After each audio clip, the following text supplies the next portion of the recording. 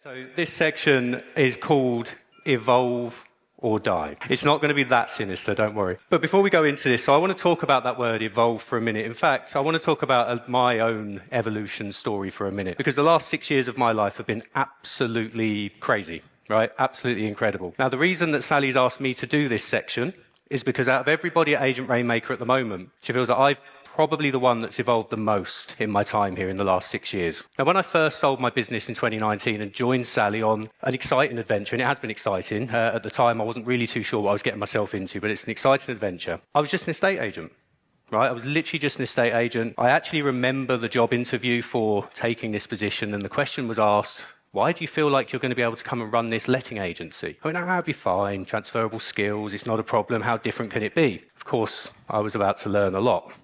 But I had to transition quickly to a letting agent, okay? So from estate agent to letting agent, but not just any letting agent. I had to transition to an Agent Rainmaker style letting agent. It's not what I was expecting whatsoever. But what that means is I've had, over the journey, over the time, and actually very early on, quite a few what I would call oh shit moments, okay? So let me talk to you about a few of those. Now, a couple of weeks after joining, I had a quick catch-up with Sally and she, how's it going? How's the branch? How are you settling in? What's been going on? Great. And at the end of that meeting, I got told, you're going to be hosting the next landlord seminar in a couple of weeks. So I very quickly got pushed into public speaking. Never done it before. And I'll tell you now, you see me now on this stage, 6 years ago, absolutely would never happen, okay? I was definitely not the person for that. But I had a challenge, I had a hurdle, I had an obstacle. And I said, fine, let's give it a go. Now, I remember that first landlord seminar, really, really nervous, went really, really red, couldn't stay out of the toilet for about 20 minutes in the lead up, and all I was doing was hosting it. I was just going to welcome, introduce myself, say hello to everybody, bring on Dawn. Dawn's the star of the show. But, it was a lot for me, and I really had to face my fears. So that was the first evolution for me, right? That was big. Now, that particular landlord seminar actually saw me convert my first self-managing landlord to a fully managed client with a really nice portfolio of 14 properties. That was absolutely massive because that was my belief system right there. I said, you know what? Wow, what a buzz. That's my first taste of converting new landlord business in a different way to just going out and doing evaluation. And immediately I started building that belief as to this Agent Rainmaker stuff might work. Maybe I'm in the right place. And then from there, I got thrown into funnel marketing. So now all of a sudden, I've gone from estate agent to letting agent to starting a career of a public speaker to marketeer. And I've been thrown these funnels, and literally over the course of a weekend, Sally turned on 4 funnels on a Friday, by the way. I came back into the office on a Monday, and I had something like 187 leads in my inbox. But I didn't know she'd turned on those funnels. So I just went, what the hell is this? And there were different types here. They've downloaded guides, and they've done investors, self-managing that. I didn't know what was going on. So I actually remember ringing Sally that morning and saying, what have you done? Quick, turn it off, because I can't handle it. And she said, nope, not turn it off. Get on with it. Call the leads. I said, okay, fine. Challenge number 2, right? So I had to evolve. Now, I've also, not only have I evolved and got stuck in and started learning how to deal with those leads, I also had to build a different type of team to be able to cope with it. Because my traditional agency branch wasn't equipped for funnel marketing. It wasn't equipped for funnel leads. It was a big change. So we started adapting roles, building BDM roles, things like that, okay? So I've had to adapt that and evolve the way that the branch runs and the branch operates to really embrace funnel marketing. But of course, I've also had to build a whole lead conversion system. And that's what I'm really known for now. And it's about different ways to really help those clients, offer different services to be able to capitalize on those leads and grow the business. So I've built lead conversion systems. So like I say, really, really evolved. And then, of course, I got to a stage of 2 or 3 years ago. This is the next evolution now. I'm quite good at this. The next step, why don't you start talking to others about this? Start getting up on stage, telling everyone else what you're doing. Oh, shit, right. So I started off at a couple of quarterly meetings and a couple of virtual bits. And eventually now I've transitioned to coach. And I'm actually really, really pleased and proud to say that I now help others just like you learn how to put those systems in to convert funnel leads and really maximize them in their business. So I really want to just start with that story because, I was literally 6 years ago at the back of the room, just an estate agent, and I decided to evolve. Evolve or die. Now, what's the problem? What's the problem? Okay, so I'm going to talk to you about some problems and challenges and why the need for evolution is here, okay? So why do we need to change? Well, as Sally said earlier, here's the warning, okay? The problem is the cliff is coming. In fact, I think the cliff is here. The cliff is here. We've got less landlords using our services. Okay, only 18% of landlords now use us for managed services. And of course, 10 years ago, that was 50%. 25 years ago, that was just over 90%. So the number's going down, okay? We know that there's big, big changes coming. So we're at a point now where we have to change in our business. The cliff is here, right? We haven't got a choice. The cliff is here. We've got landlords exiting. We've got all sorts of challenges. So the question is, how long will you wait to evolve? How long will you wait to evolve? Because if you wait too long, you'll eventually walk off the cliff. I believe that. So the people that decide to evolve now are going to get ahead of the curve, and they're going to really capitalise where others might be going backwards. So let's look at this. The landlords are leaving. So now that only 18% use agents for management, what do you think happens, considering the way it's gone over the last 25 years, what do you think happens when that hits 10%? What's going to happen to your business? Your landlord stock's going to keep going down, isn't it? If we keep doing everything that we're doing that we've done in the last 10, 25 years to get to this point, it's going to keep going down. Or what if it gets to 5%? It's going to have a massive, massive effect on our businesses. And this number, now did you know that approximately 25% of properties becoming empty, vacated tenancies, are going on the market and selling? 25% of landlords are deciding to sell versus relet the property.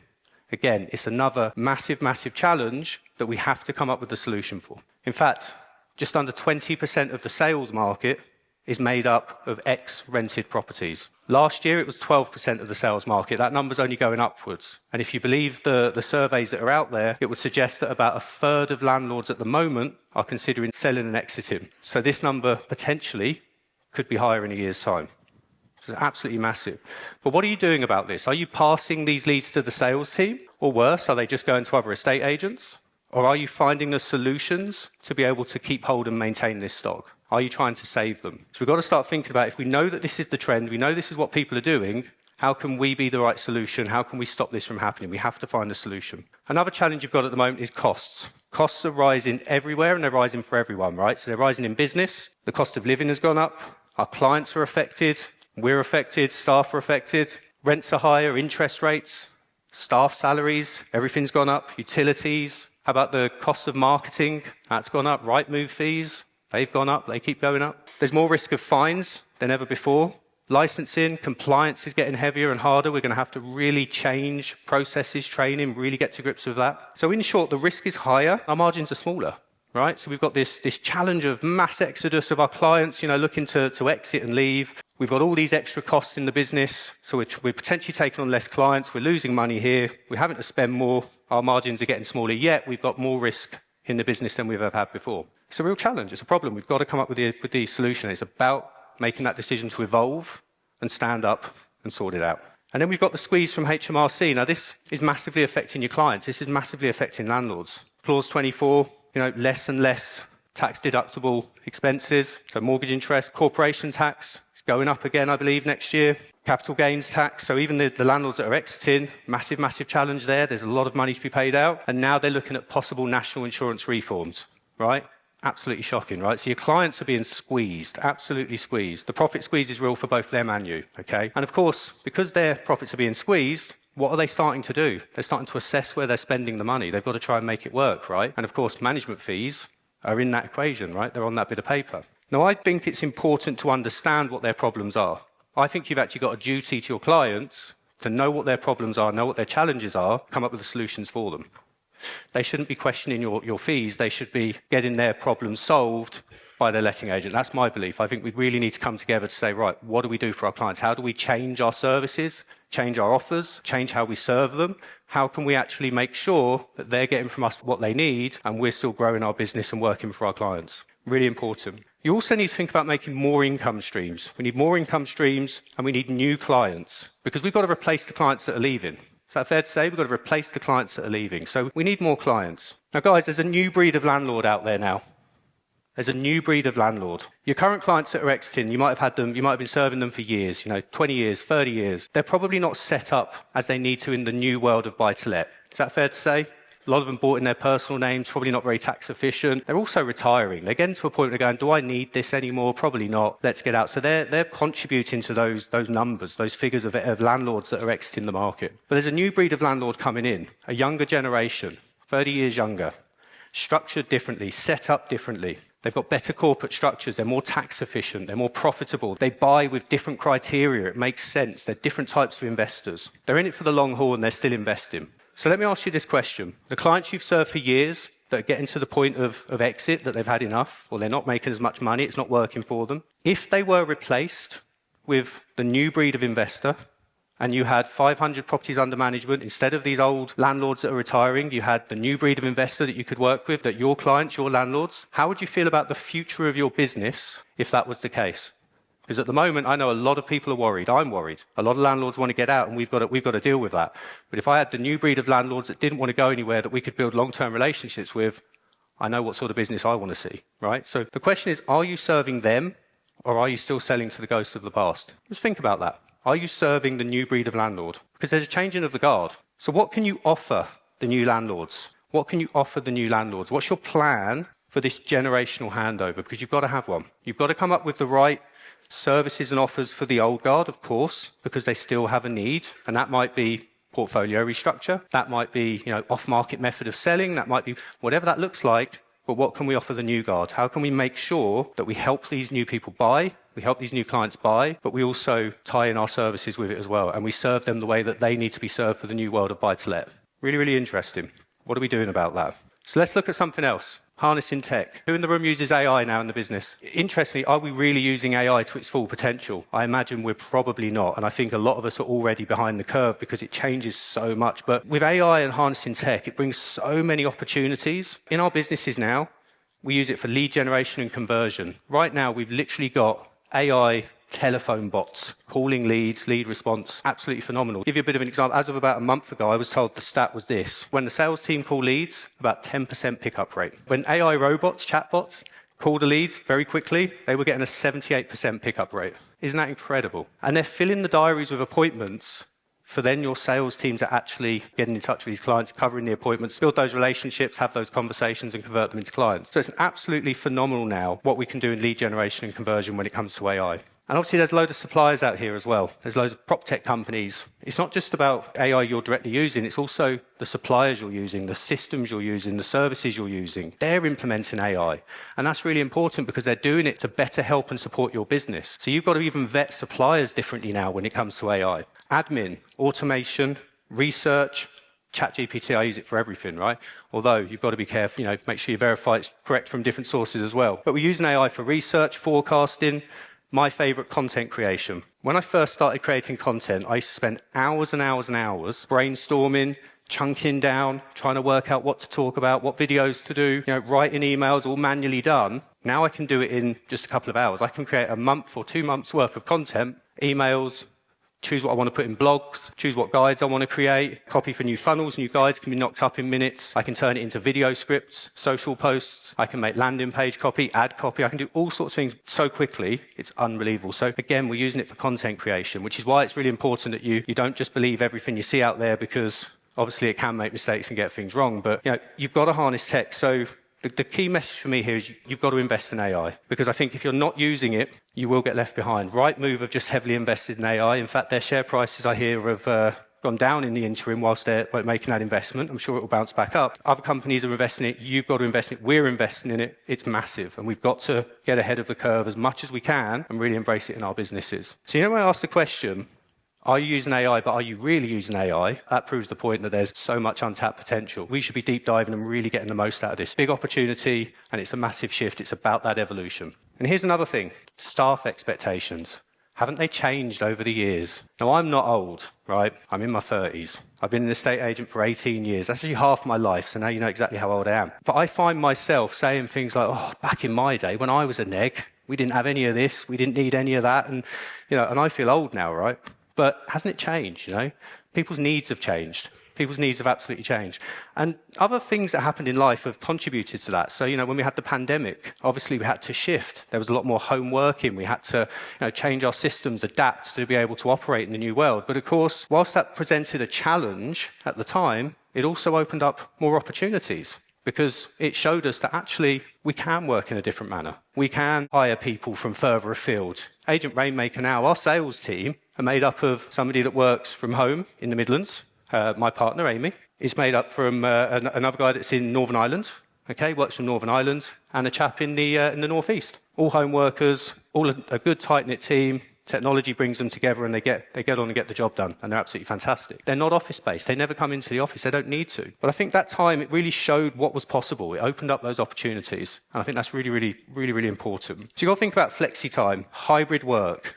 People now they want to be able to go to kids' sports days and see the kids' shows and things like that. You've got to be a little bit more flexible and adaptable now when you're taking on good people. You've got to give something back. It's different times. Think about that culture that you're building, that togetherness, that team culture. Are we going out for team socials? What are the perks of the job? Why would someone want to come and work for you? What's the culture like there? Is it a learning culture? Is it a supportive culture? Is it a growth culture? Are you giving them the tools that they need and supporting their careers and journeys? Things like, providing lunches, team lunches, things like that, drinks after work, maybe a gym membership, some little value adds. But think about what sort of culture that looks like. What's the business that you would want to work in? And that's the question you should ask. What's the business you would want to work for? If you're struggling to employ the right people, if you're struggling to find the right people, it's probably because your systems are outdated and you're thinking about it wrong. Maybe the job roles need looking at. Maybe you don't need everyone in the office and you can go further afield to find the experts, the best people for that role. And it doesn't just have to be the UK either. We've now got global workforces. I know a lot of us now in our businesses, we have VAs, we have other niche experts from all over the world. So you've got people in South Africa, the Philippines, India, so many remote workers. And again, the modern world, the technology we have now, we can so easily integrate them into our UK teams. I know agents that have their worldwide VAs and people working further afield on a big screen in the office, and they can literally talk as they're working. They attend every meeting. There really is a real sort of team culture there with them. It's great. And they can do all sorts of stuff. Key message, are you benefiting from this wider choice and value? Because there's some amazing people. In our businesses, in our lettings business, we have VAs on the back end. So a lot of, tenancy admin setup, dealing with a lot of management tasks, bits and pieces like that, office-based stuff. We even have a VA now calling new funnel leads and booking valuations in the diary. How awesome is that? Someone in South Africa just responding to leads and booking valuations in the diary. Absolutely fantastic. They're amazing. Now, this is a big one. Who feels like they've got the right work-life balance? This is one of those industries that we've always just been workhorses. There's so much to do. And quite frankly, I mean, most agents, they're the owner, they're the leader, it's their ship. They're always on the tools, right? They're always on the tools. Maybe they're answering the phones, they're booking a few viewings, they're covering some valuations, helping audit the keys and do all of that sort of stuff, maybe covering some inspections. Sometimes it's just, maybe staffing problems, but other times it might be because they can't give up. They can't give control to somebody else, right? And I'm sure we can all relate to that. It's so hard, right? But it's very hard to give up. But here's the problem you've got, right? If your systems rely on you, you don't really have a business, you have a job. I want you to think about that. You have a job. And I've heard it before. People saying things like, I wouldn't ask my team to do what I wouldn't do myself. Granted, yeah, I get it. But actually you are. That's why the job's been created. You are asking them to do what you're not going to do anymore. Not what you wouldn't be willing to do, what you're not doing anymore. You need to free yourself up and think about this. Get yourself off the tools so you can carry out the higher value tasks that only you in the business can do. And you as the leader have a responsibility to do this, in my opinion. Because you need to be able to lead from the front and you've got to make those big decisions, implement those big changes. You've got to lead the evolution from the front. And if you're too busy sorting out the keys and doing some viewings and dealing with the tenant inquiries, it ain't going to get done because no one else can do it. So you've got to think about that. But also, take those holidays. Get yourself in a position where you can also enjoy it a bit as well. Holidays, right? Take those holidays. Think about your family time. It's all important. Getting your time back is important. What are you actually in this business for? Who are you doing it for? Think about that. Work-life balance is really important. When was the last time your team said to you, we're too busy? We're too busy. Too much going on. Happens all the time. Probably this morning, probably yesterday. Here's the thing. They're not really too busy. They just need less to do. Think about that, right? I do a thing which I call the task matrix. And it just breaks down everything that needs to happen. And then I can sort of assign these roles to different job roles. And I can really, help clear the noise, shift things around and identify, actually, that's a low-level £10 an hour task. I can get a VA for that. I can outsource that. A bit of tech will do this. A bit of tech will do that. So if your team are too busy to focus on the higher value tasks, which is pretty much driving new business, driving revenue, servicing your clients, adding value to that business, think about what needs to change because you're losing money, but also so are they. If you can't get them freed up to do higher value tasks, you can't pay them more. And a business will pay you what you're worth. So if that's you, if you don't feel like you're earning enough, it's probably because you're doing low value tasks. You need to think about that. If you want to earn more, do higher value tasks that are going to provide more and be able to pay you. And it's the same with your staff. Get them moving up and generating more revenue for the business so you can pay them more. So this is the thing, guys. So we know the challenges with shifting clients, the trends in what landlords are doing. Now the Renters' Rights Act here, do we think it's going to get easier or harder? It's going to get harder, right? There's going to be some changes to processes, training, compliance is going to get heavier. What's the plan? What are we going to do? Because the cliff edge is here. I think every industry reaches a point of no return, and ours is in sight. Ours is in sight. But I think this is a good thing. I think you need to see the cliff edge to be reminded that change needs to happen. Is that fair to say? We see what's there. We see what's coming if we don't change. So now we've got a decision to make. Are we going to just keep walking towards it like a dodo? Or are we actually going to say, no, we're going to evolve, we're going to change, and we're going to make a difference now? That's where reinvention begins. So to evolve now, this is what it looks like. Number one, you've got to reinvent your offer. As I said, offering the same thing we've offered for years that's got us to where we are now is probably not going to help you moving forward. You've got to reinvent your offer. Who are you serving? What services do you need to have? Restructure your processes. Streamline. Embrace that tech. Where can we actually run a more efficient business that's going to give a better service to our clients and less chaos for us to have to manage? Think about that. Embrace that tech.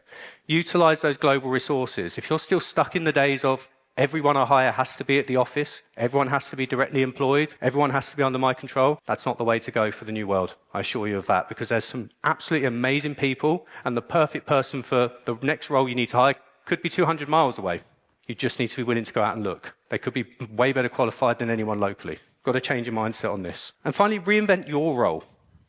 Your role, it's time to be reinvented. If you're still stuck on the tools and you're still doing the low-value tasks, the things that you shouldn't be doing, it's time to look at yourself in the mirror and say, right, how do I lead this business? What does my role need to be now? Because you've got that responsibility as a business leader. It's really, really important. So it's proactive, data-led, service-focused, always service-focused, automated back-end, human-led front-end. So as much as I talk about tech and AI and outsourced work and all this sort of stuff, people still buy from people that they know, like, and trust. It's still a people business. So the front end, the sales team, the people going out there and winning that business still has to be a human-led front end. But the back end can be very much automated, streamlined, outsourced. There's all sorts of options, okay? Lifestyle-driven model. So the choice is yours, guys. Evolve or fade. The cliff is coming, but you don't have to fall. You already have the tools. You already have the tools. I've told you about the things I had to change quickly, from estate agent to letting agent, to marketeer, to off-market, to buy-to-let sourcing specialist, to let-owned fully managed conversion specialist. All these things I did it very quickly. You all have the knowledge. You all have the know-how. You just need to connect the dots and be willing to change and stand up and take action. You've got to implement it. I made the decision to get on board and embrace the change and evolve. And I hope by telling you my little story of evolution, I can inspire a few of you today to do the same thing. And I'll tell you what, it's been a hell of a journey over the last 6 years. Don't do what a dodo would do. The change starts now.